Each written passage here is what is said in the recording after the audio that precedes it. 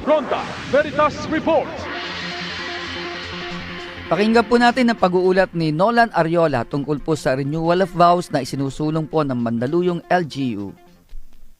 Maraming salamat mga kapanalig.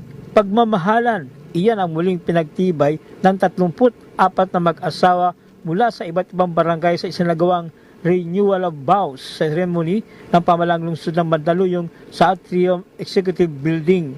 Pinangunahan ni Mayor Menchi Abalos ang muling pagpapalitan ng pangako o vows ng mga mag-asawang nagdiriwang ng kanilang silver, golden at diamond wedding anniversary bilang pagkilala sa kanilang matatag na pagsasama at walang sawang pagmamahalan sa paglipas ng mga taon. Naging mga saksi rin sa makabuluhang seremonya sina Vice Mayor Anthony Suba at mga miyembro ng Sangguniang Panglungsod kasama ang mga pamilya at mahal sa buhay ng mga mag-asawa. Sa pamagitan ng programang ito, muling binigyan diin ng pamalang lungsod ang kahalagahan ng matibay na samahan ng pamilya bilang pundasyon ng isang maunlad, mapayapa at nagkakaisang pamayanan sa Mandaluyong.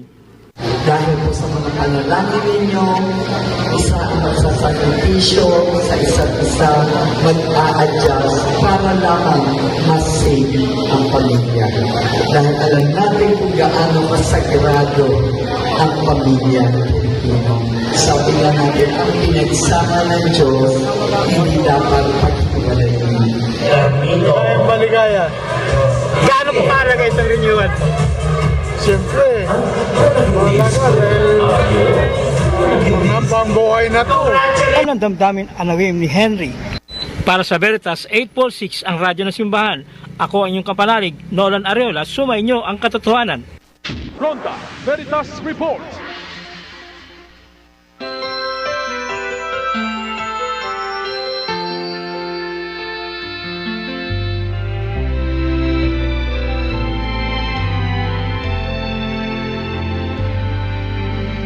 Hello,